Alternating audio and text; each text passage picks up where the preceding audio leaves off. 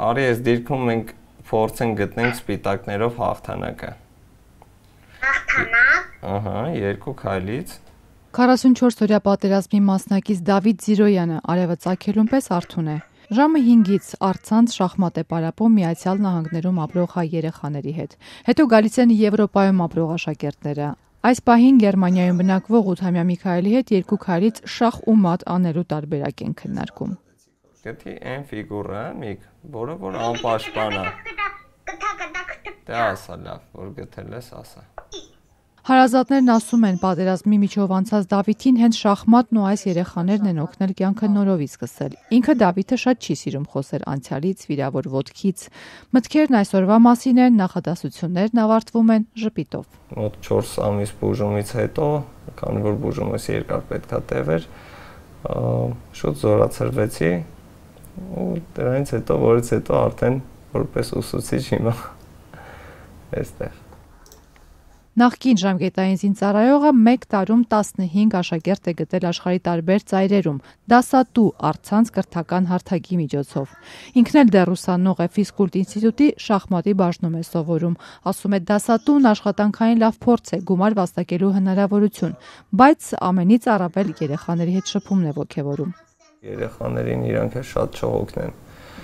Չխանգարի իրանց քննելուն կամ դասերին, այսպես էլի փորձում ենք համատեղել ամեն ինչը։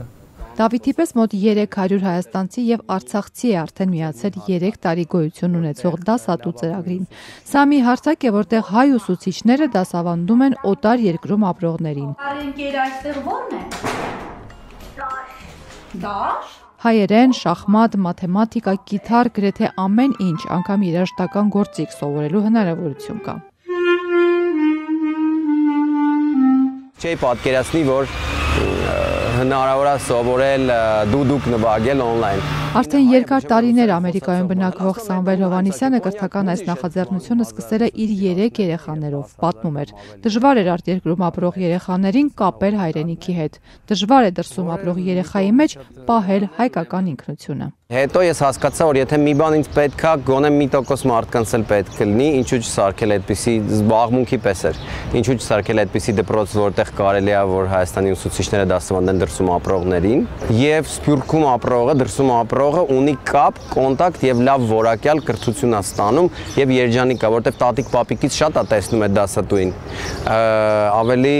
կապված է դասատուի հետ, ոչ թե պապիկ տատիկից, այլ այդ մարդու հետ, իր մենտորն է, մեկը, որ իրեն սովորացնում է մաթեմատիկա, մեկը իրանք խոսում են Արցախի պատերազմից, մեկը խոսում են Արարատ լեռից, Հայաստանում շարունակա թե չկա, ամեն ինչից։ Եվ այդ կապը դասատուի հետ աշակերտի մոտ ստեղծում է Հայաստանը սիրելու հավելյալ մի առիթ։ Հետաքրքիր է։ Տարերն եմ սովորել ու կարամ կարդամ ավելի հեշտ։ Կարամ այդ կարդամ։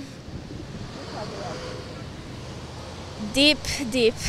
11-ամյա Պալոման Սինգապուրում է ծնվել, դասատուի միջոցով հայերեն է սովորում։ Տարերն արդեն գիտի, դժվարությամբ է դեռ որոշ մտքեր թարգմանում, բայց խորամանկ ժպտում է։ Հիմա տատիկի հետ շփումը ավելի հեշտ կլինի։ Դե իմ տատիկս է սովորացնում ինձ մի քիչ, բայց չի սիրում։ Հայաստանում երկրորդ անգամ է։ Իր սովորած հայերենով մի քիչ դժվար է հայաստանցիներին հասկանալ։ Ստիպված սկսել է ռուսերեն էլ սովորել։ Իմ հայերենս կես ռուսերեն է։ Որտեւ էստեղ խոսում են вообще։